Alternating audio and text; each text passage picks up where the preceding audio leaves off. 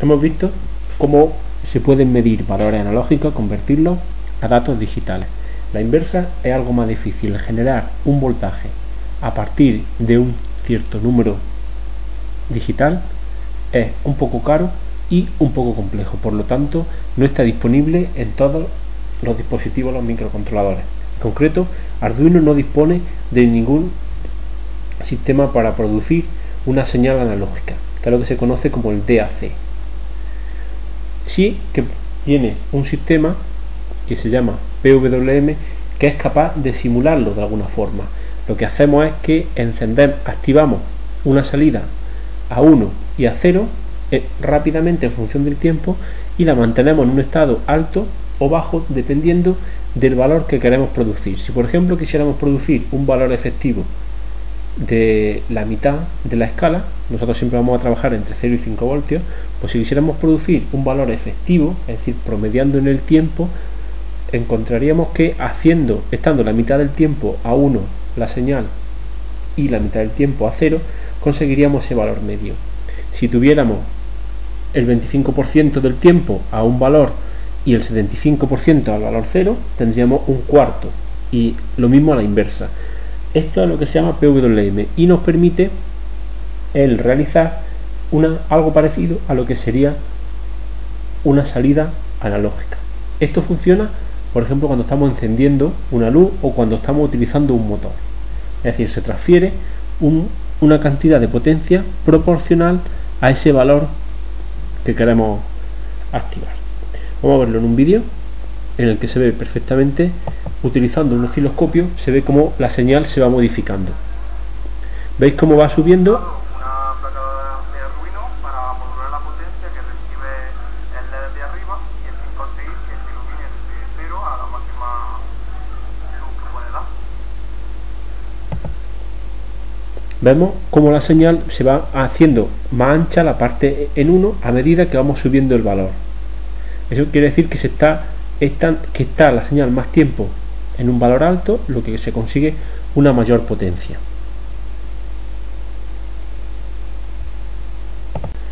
Vamos a hablar ahora de electrónica de potencia, es decir, qué necesitamos para cuando queremos manejar corrientes más altas de las que es capaz de manejar un microcontrolador. Arduino permite manejar con cada una de sus salidas digitales hasta 40 mA y en total, entre todas las señales que tenga activas, un máximo de 200 mA. Esto es poco si queremos manejar, por ejemplo, motores, o queremos manejar una cantidad importante de dispositivos electrónicos. Para ello se suelen utilizar ciertos elementos que lo que nos producen es una manera a través de una señal de control, de modular una señal de potencia. El más básico de estos dispositivos es el transistor. Aquí lo vemos en dos encapsulados distintos, en un encapsulado pequeñito, que es el de la izquierda, y en un encapsulado más grande, que es el de la derecha, donde se ve que dispone de un elemento metálico grande que será el que nos permite disipar el calor, puesto que cuando trabajamos con potencia se produce una gran disipación de calor. Un transistor tiene siempre tres patillas, lo que se llama el emisor y el colector, que son, por decirlo así, los dos extremos del interruptor, y la base, que es la que actúa como puerta y la que permite, activa o desactiva, el paso de la corriente entre el emisor y el colector. Dependiendo del tipo de transistor que utilicemos, la corriente irá en un sentido o en otro, es decir, irá del emisor al colector o al revés, siempre con el modulado de la base. Los transistores los podemos utilizar de dos formas: como interruptor, es decir, en modo todo o nada, cuando lo activamos pasa toda la corriente, o si somos muy finos y movemos la corriente que transferimos en la base poquito a poquito, podemos conseguir que lo que se produzca sea una amplificación de esa señal. Es decir, yo introduzco una señal en la base y la señal que obtengo en el emisor o en el colector es proporcional a esa parte. Si yo introduzco una señal por encima en la base, por encima de determinado valor, lo que hago es que el transistor se pone en un modo de conducción total, es decir, se satura y ya conduce a toda la corriente que puede transferir. Entonces lo podemos usar como amplificador o como interruptor. Dependiendo del uso que le queramos dar, tendremos que configurar la entrada por la base de una forma o de otra. Normalmente lo que se hace es poniendo una resistencia en la base. Si queremos que pase a esa zona de saturación, una resistencia pequeña, entonces le estamos diciendo que conduzca al máximo que puede. Si le ponemos una resistencia más grande, pues lo que haremos es que estaremos modulando esa señal. En el esquema de la forma en la que se dibuja un transistor, veis que existe una flecha. Esa flecha nos dice el sentido de la corriente. Si la corriente es hacia afuera, hacia el emisor, es lo que se llama un transistor de tipo PNP, y si es hacia adentro, es de tipo NPN, perdón. Existen muchos tipos de transistores, dependiendo del rango de corriente que necesitemos, dependiendo de la sensibilidad a la entrada y dependiendo del sentido, como decíamos. Entonces, normalmente cuando uno quiere utilizarlo para un uso concreto, busca en las tablas cuál es el transistor que mejor se adecua a esos rangos de corriente y de voltaje. En este ejemplo estamos utilizándolo como transistor, es decir, aquí no estamos modulando una señal, sino que estamos dando todo o nada. En el momento en el que el pulsador se active, vemos que pasará una corriente por la base del transistor y habrá un tráfico de corriente entre el colector y el emisor. Es decir, toda la corriente pasará en ese sentido.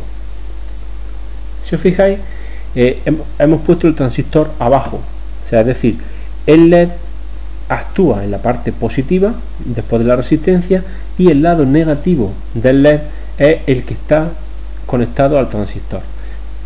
Lo que estamos diciendo es que el transistor actúa aquí en modo sumidero, es decir, es el que recoge la corriente eléctrica. Existen otro tipo de transistores que nos permiten trabajar en modo fuente, es decir, esos son los que proporcionan la intensidad. Si usáramos ese tipo de transistores, tendríamos el LED y la parte en la que se consume esa corriente estarían conectados en el emisor del transistor. Este es el montaje más clásico y el que se suele utilizar para este tipo de montaje. Vamos a ver ahora un ejemplo en el que en lugar de utilizar el transistor como interruptor, lo vamos a utilizar para modular. Aquí lo que tenemos es un puente, o sea, un divisor de tensión que está formado por la resistencia y el sensor luminoso, el LDR. En función de que uno sea mayor que el otro, la corriente irá en un sentido o irá en otro. Si el LDR tiene un valor muy alto, la corriente irá hacia acá. Si el LDR tiene un valor muy bajo, la corriente irá hacia allá. Y entonces no estaremos introduciendo un valor por el transistor y no se estará activando la conducción. En este caso veis que está justamente al revés. Hemos puesto el LDR arriba y la resistencia abajo. Entonces este puente actúa de forma inversa. Es decir, aquí tenemos un circuito que se activa cuando no hay luz y aquí tenemos un circuito que se activa cuando hay luz. Entonces podríamos utilizarlo. Vemos que un pequeño cambio nos da diferente funcionamiento del sistema. Aquí podemos verlo cómo se utiliza normalmente un transistor cuando se está utilizando como amplificador. Veis que ahora aquí se han incluido muchas más resistencias y muchos más condensadores. ¿Para qué nos sirven todas estas redes de resistencia y de condensadores? Pues nos permiten filtrar y nos hacen que la señal de salida sea fiel a la señal de entrada. Si estudiamos realmente el comportamiento del transistor de forma física, de forma analítica, encontramos que no actúa igual en todo su rango, es decir, no actúa igual cuando le damos un voltaje más alto que cuando le damos un voltaje más bajo, ni siquiera de forma lineal. Entonces, para corregir esa falta de linealidad y para evitar que se produzcan ruidos, pues utilizamos esa red de resistencia y esa red de condensadores. Cuando vamos a utilizar un transistor en este modo, en modo amplificador, tenemos que estudiar muy bien el comportamiento del sistema en función de la frecuencia, porque puede que nuestra señal tenga un comportamiento variable con el tiempo y tendríamos que ir con esos datos a la especificación del fabricante para encontrar cuál es el transistor más adecuado en ese caso. Otra cosa que podemos hacer es encadenar varios transistores. Aquí estamos amplificando una señal dos veces para detectar cambios en la humedad. Pero aquí vemos que se está utilizando sin tanta resistencia y sin tanta condensador como veíamos antes, porque aquí no hay problema de frecuencia. Esto no es un valor que cambie de una forma rápida, sino que es un valor que o tiene un estado o tiene otro. Normalmente estos sistemas se utilizan montajes así de sencillos y lo único que se incluyen es algunas resistencias variables que nos van a permitir configurar el sistema para que salte en determinado momento en función del estado. ¿Qué ocurre cuando tenemos que trabajar, como veíamos antes, en un rango de frecuencia y tenemos que ajustar y tenemos que usar un comportamiento más complicado? Pues entonces utilizamos lo que se llama un amplificador operacional, que no es más que un circuito amplificador que tiene dos entradas y que permite jugar con las dos entradas de forma diferente. Es decir, yo puedo hacer que las dos entradas se sumen o se resten o se calcule determinado valor, haga un disparo, es decir, se active en función de uno de los valores de la resistencia de forma diferencial, de forma integral, o sea, restando las señales, sumando las señales o de forma distinta una a otra. Incluso puedo realimentar, es decir, puedo utilizar la salida de mi señal, la inyecto en la entrada. Con eso que consigo una amplificación muy alta y lo que se llama un disparo, es decir, en el momento en el que se haya disparado, el sistema se queda bloqueado en ese estado. Los amplificadores operacionales son uno de los circuitos integrados más utilizados hoy en día y nos permiten que adecuemos la señal que vamos a utilizar en el sistema dependiendo de las necesidades que tenga nuestro proyecto. Hemos hablado del transistor como amplificador y como interruptor. El transistor funciona muy bien siempre que estemos trabajando con corriente continua. En el momento en el que nuestra corriente es alterna, no podemos usar las características de disparo que decíamos antes.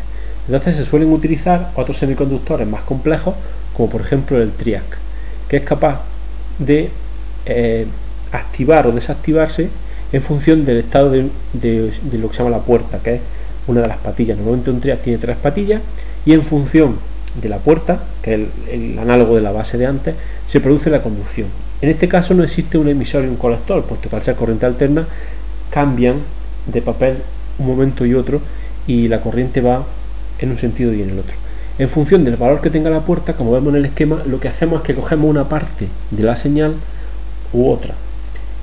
A medida que cogemos más parte de la señal, estamos haciendo que transfiera más potencia. Un sitio donde se utilizan los TRIAC habitualmente es en lo que se llaman los dimmers o los controles de luz progresivos, o sea, esas lámparas que tienen un dispositivo que somos capaces de girándolo o moviendo un potenciómetro, se gradúa más o menos intensidad. Lo que suelen utilizar es un TRIAC. En función de la posición que tiene ese potenciómetro, se activa un TRIAC, que es el que va dejando pasar más o menos de la señal. Hay veces que nos interesa todavía trabajar con señales más grandes, entonces lo que debemos de utilizar es el relé. El relé es un dispositivo electromecánico, porque muchas veces es mecánico, que permite activar con una corriente pequeñita una corriente mucho más grande. Y cuando hablamos de mucho, puede ser muchos órdenes de magnitud, 100.000 órdenes de magnitud más grandes. ¿De acuerdo? Es simplemente un interruptor que yo puedo accionar desde fuera. Aquí en estas imágenes estáis viendo relés pequeñitos, de los que suelen tener los dispositivos. Los relés, cuando se activan, tienen un sonido característico, un clic clic, que es en la parte mecánica cuando funciona. Y aquí os he puesto un relé grande de los que existen en las estaciones, de las subestaciones eléctricas, que son los que activan y desactivan la corriente de muchos amperios, que es la que recorre las casas. El esquema de un relé se suele representar de esta forma. Tenemos una bobina, que es un electroimán, que en el momento en el que le llega corriente, por magnetismo atrae a una parte del interruptor mecánico que cierra el interruptor de fuera. Veis en el gráfico que existen dos circuitos completamente distintos, y esa es una característica de los relés. El circuito de activación no tiene conexión eléctrica con el circuito que se está encendiendo. Eso tiene una ventaja muy grande, y es que me permite aislar de una forma muy eficiente las dos partes de mi circuito. Una de las características de los relés siempre será el aislamiento, es decir, qué voltaje puedo tener en funcionamiento los circuitos sin que salte entre un lado y el otro. Aquí estamos viendo relés electrónicos. Son relés que están formados por un montón de semiconductores, varios transistores, existe un acoplamiento luminoso entre los diferentes componentes para conseguir ese aislamiento que teníamos en los relés de forma mecánica, y que consiguen manejar también corrientes altas como los otros relés, pero a costa de no tener una parte mecánica. La parte mecánica es susceptible de problemas, tiene un número de conmutaciones máximo, consume bastante, y entonces se busca mucho el funcionamiento con relés electromecánicos que nos van a permitir un uso mucho más duradero. La forma en la que funcionaríamos con el relé sería conectando dos circuitos. Aquí en el ejemplo he puesto un circuito alimentado con pilas, que es el que activa y desactiva la bobina del relé. Esta rayita representaría el enlace mecánico entre las dos, y este circuito secundario sería donde tenemos una electrónica de más potencia. Aquí hemos puesto el ejemplo de 230 voltios. Esta sería la forma en la que yo podría conectar una bombilla para encenderla con Arduino. Arduino controlaría la parte de encendido del relé, y la parte eléctrica que está conectada a la bombilla y a un enchufe y a lo que haga falta sería esta parte eléctrica. Al haber aislamiento entre los dos, no tenemos problema de que se pase. Bueno, este sería el esquema completo que habría que utilizar si queremos manejar un relé con un Arduino. Lo hemos complicado un poquito más por una razón, porque el activar esa bobina tiene algunos problemas. El primero, que se producen corrientes de inducción, y esas corrientes de inducción pueden dañar la electrónica del Arduino. Entonces lo que se suele hacer es utilizar un diodo que está puesto en sentido contrario al que se carga la bobina para evitar esas corrientes. El diodo se encarga de cancelar esas corrientes de inducción. Y otra cosa que hemos utilizado también es un transistor. ¿Para qué? Para descargar de intensidad directamente a la salida de Arduino. Hemos dicho antes que una salida de Arduino como mucho puede producir 40 mA. Dependiendo del relé que utilicemos, la activación de esa bobina puede que requiera más de esos 40 mA. En ese caso, si necesitamos más de 40 mA, pues nos podemos llevar la desagradable sorpresa de que no seamos capaces de activarla con una salida. Entonces utilizamos un transistor, y ese transistor, la salida de Arduino va conectada directamente a su base, y la corriente que va directa de la alimentación es la que enciende la bobina. Veis que en el montaje existe un circuito negro, que sería el de los 5 voltios al que va conectado Arduino y el relé, el lado de activación del relé, y un circuito rojo que sería el de los 220 voltios, que conecta directamente las dos patillas del relé y que las enciende. Una característica que tienen casi todos los relés es que tienen dos formas distintas la conexión tiene lo que se llama el conector normalmente abierto y el normalmente cerrado. Eso quiere decir que en estado de reposo el normalmente abierto se queda siempre abierto. El relé, que es normalmente cerrado, en estado de reposo conduce, y cuando lo activamos deja de conducir la corriente. Eso depende del uso que queramos hacer. Imaginaros, por ejemplo, que estamos haciendo un pozo de bombeo. Pues lo que nos interesa es que cuando nosotros activemos la bomba se encienda, pero imaginaros que lo que queremos activar es algo que tiene que estar funcionando siempre y que solamente en determinados casos queremos pararlo. En ese caso lo que tendríamos que poner sería un relé normalmente cerrado, es decir, que normalmente siempre conduce. Bueno, y hasta aquí es la introducción de electrónica que quería hacer. Gracias.